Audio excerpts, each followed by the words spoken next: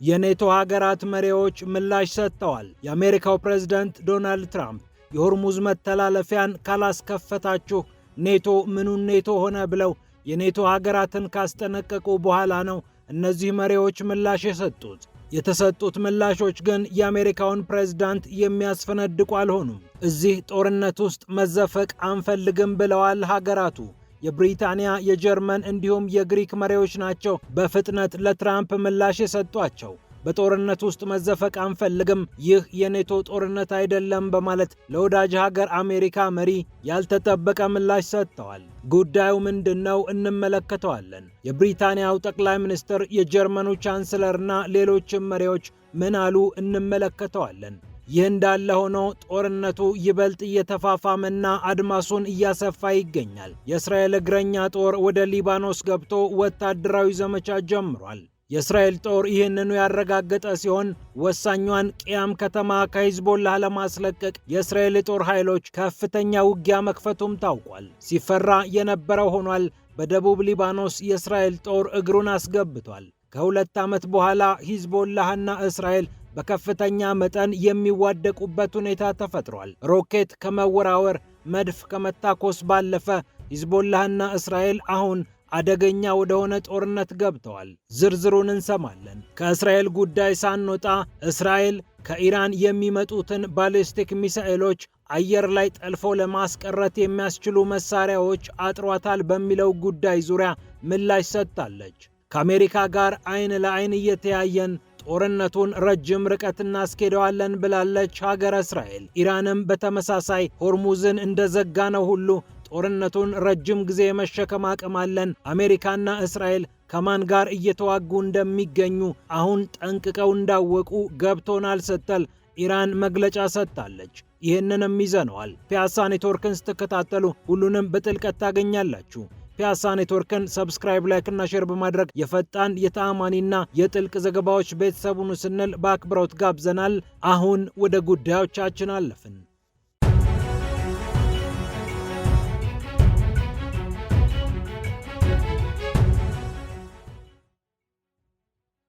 የአሜሪካው ፕሬዝዳንት ዶናልድ ትራምፕ ላቀረቡት ጥሪ የኔቶ ሀገር አባላት፣ የኔቶ ሀገር መሪዎች ያልተጠበቀ ምላሽ ሰጥተዋል። የብሪታንያው ጠቅላይ ሚኒስትር ሰር ኪር ስታርመርን ጨምሮ የተለያዩ መሪዎች በትራምፕ ሐሳብ ዙሪያ ልዩነት እንዳላቸው በአደባባይ አሳይተዋል። የኢራኑ ጦርነት ከተቀሰቀሰ በኋላ ኢራን የሚደርስባትን ጥቃት ለመመከትና ያላትን ስትራቴጂያዊ አቅም ለማሳየት የሆርሙዝ ሰርጥን ጥርቅም አድርጋ መዝጋቷ የሚታወቅ ነው። በሺዎች የሚቆጠሩ የነዳጅ መርከቦችና ሌሎች አይነት መርከቦችም በአካባቢው ማለፍ ተስኗቸዋል። የአሜሪካው ፕሬዝዳንት ዶናልድ ትራምፕ በመጀመሪያው አካባቢ እለፉ ምን ያስፈራቸዋል፣ የኢራንን ባህር ኃይል እኮ ለጉድ አውድመነዋል ብለው በርካታ ሀገራትንና መርከቦችን ለማረጋጋት ቢሞክሩም እርሳቸው እንዳሉት ነገሩ ቀላል ስለሆነ መርከቦቹ ከማለፍ ተቆጠቡ። በዚህም ሳቢያ የነዳጅ ዋጋ ተወደደ። ዓለምም ስለ ነዳጅ ዋጋና ስለ ሆርሙዝ ሰርጥ ይበልጥ ማውራት ጀመረ። እናም ትራምፕ ፊታቸውን አዞሩና የኔቶ አባል ሀገራት ይህንን ማስከፈት አለባችሁ፣ ኔቶ ይህንን ካልሰራ ምኑን ኔቶ ሆነው፣ ካለበለዚያ እጣ ፋንታው ከባድ ነው ሲሉም ተናገሩ። ተገዳዳሪያቸውን ቻይናን ሳይቀር በዚህ ውስጥ አስገብተው ሆርሙዝን ብታስከፍቺው ምን ይመስልሻል በማለት ትራምፕ ይፋዊ ጥያቄ ያቀረቡ። የፈረንሳይ መንግስትን ጨምሮ የተለያዩ ሀገራት ግን የቀረበውን ጥያቄ በተመለከተ እምቢታ መልሳቸው ሆነ። ጃፓንና ፈረንሳይ በግላጭ ወደ ሆርሙዝ ጦራችንን አንልክም በማለት ለትራምፕ ያልተጠበቀ ምላሽ ሰጧቸው። አሁን ደግሞ ተረኛዋ ብሪታንያ ነች። ጠቅላይ ሚኒስትር ኪር ስታርመር እኛ በዚህ ጦርነት ውስጥ ዝፍቅ ብለን መግባት አንፈልግም፣ በአካባቢው ያሉ የሀገራችንን ዜጎች መጠበቅ ዋነኛው ዓላማችን ነው። ከዚህ ቀጥሎ ደግሞ በቀጠናው የሚገኙ ወዳጆቻችንን ከጥቃት መጠበቅ ሌላኛው ዓላማችን ስለሆነ ከዚህ የዘለለ ነገር አንፈልግም በማለት ተናግረዋል። ብሪታንያ በእንዲህ አይነት ሰፊና ውስብስብ ጦርነት ውስጥ የመግባትም የመሳተፍም ፍላጎት እንደሌላቸው ስታርመር በይፋዊ መግለጫቸው አረጋገጡ። ይልቁኑ ችግሩ በዲፕሎማሲያዊ መንገድ እንዲፈታ መንግስታቸው ጠየቀ። ለአካባቢው ደህንነትና መረጋጋት ሲባል ይህ ያስፈልጋል በማለት ነው የብሪታንያው ጠቅላይ ሚኒስትር ቢሮ መግለጫውን ያገባደደው።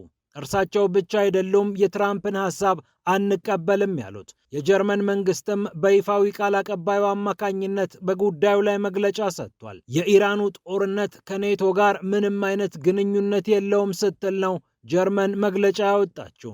በሆርሙዝ ሰርጥ የሚተላለፉ መርከቦችን ለመጠበቅ ጦራችንን ወደዚያ ስፍራ አናንቀሳቀስም ብላለች ጀርመን። ጦርነቱ ቢቀጥልም ምንም አይነት ተሳትፎ የለንም፣ ሆርሙዝን ለማስከፈትም ሆነ በአጠቃላይ ጦርነት ውስጥ ለመግባት እጃችንን አናስገባም አሉ ጀርመኖች። ግሪክም በተመሳሳይ ምላሽ ሰጠች። የግሪክ መንግስት ቃል አቀባይ የሆኑት ፓቭሎስ ማሪናኪስ ይፋዊ መግለጫውን እንዲህ ብለው አቀረቡ። ወታደራዊ እንቅስቃሴ ውስጥ አንገባም። በወታደራዊ ዘመቻ ስም ሆርሙዝን ለማስከፈት ወታደራዊ ዘመቻ ውስጥ እጃችንንም እግራችንንም አናስገባም ስትል ነው ግሪክ በቃል አቀባዩ አማካኝነት ይፋ ያደረገችው። የኢራን የውጭ ጉዳይ ሚኒስትር አባስ አራግቺ በበኩላቸው ጦርነቱን በተመለከተ ሲጠየቁ እንዲህ አሉ። ጦርነቱን ረጅም ጊዜ መሸከም እንችላለን። አስፈላጊ እስከሆነ እና ግድ እስከሆነ ድረስ ጦርነቱን ተሸክመን መቀጠል እንችላለን።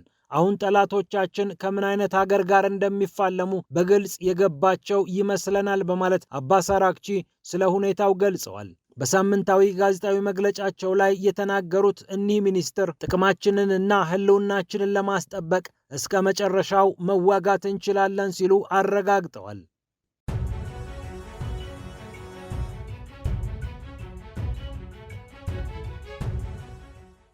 ይህ እንደተጠበቀ ሆኖ በኢራን የተለኮሰው እሳት መካከለኛው ምስራቅን እያመሰ ጦርነቱ እየተስፋፋና አድማሱን እያሰፋ መጥቷል። አሁን ደግሞ የእስራኤል ጦር ወደ ሊባኖስ አቅጣጫ በእግረኛ ጭምር በመግባት ከባድ ውጊያ ከፍቷል። በተለይ ቅያም የምትባለውን ስትራቴጂክ ከተማ ለመቆጣጠር እስራኤልና ሂዝቦላህ ብርቱ ፍልሚያ እንደሚያደርጉ ይጠበቃል። በደቡብ ሊባኖስ የምትገኘው ቅያም ሂዝቦላህ ይደበቅባታል ብላ እስራኤል ስትደበድባት እንደቆየች ይታወቃል። የእስራኤል ጦር ይህንን ዘመቻ የተገደበና ወሳኝ የሚል መጠሪያ ቢሰጠውም ጦርነቱ ስለመስፋፋቱ ግን ከወዲሁ ብዙዎች እየሰጉ ይገኛሉ። የኢራኑን የቀድሞ መሪ አያቶላ አሊ ኻሜኒን መገደል ተከትሎ ሂዝቦላህ ሮኬት ከተኮሰ በኋላ ነው እስራኤልና ሂዝቦላህ ዳግም የተናነቁት። ከ2 ዓመት በፊት 2024 ነበር የተኩስ አቁም ስምምነት ተፈራርመው አንመታታም የተባሉት ሁለቱ ኃይሎች። አሁን ግን ወደ ከባድ ፍልሚያ ተሸጋግረዋል።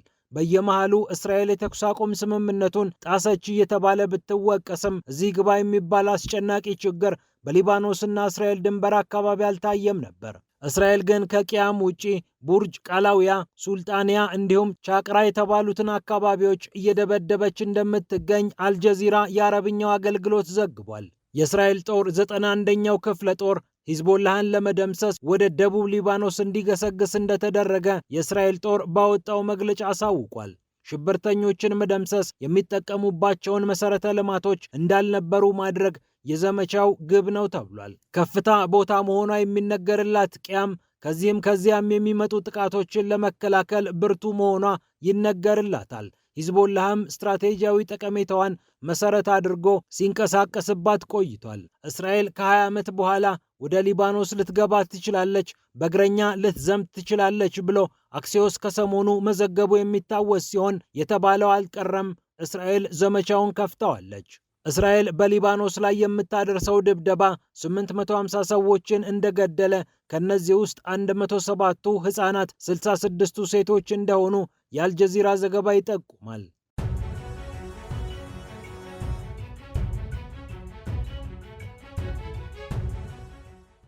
ከእስራኤል ጉዳይ ሳንወጣ እስራኤል የሚሳኤል እጥረት አለብሽ የተባለውን ጉዳይ በተመለከተ ምላሽ ሰጥታለች። የውጭ ጉዳይ ሚኒስትሩ ጌዲዮን ሳር በእስራኤል ዙሪያ ቀርበዋል ባሏቸው 2 አነጋጋሪ ዘገባዎች ዙሪያ ነው ምላሽ የሰጡት።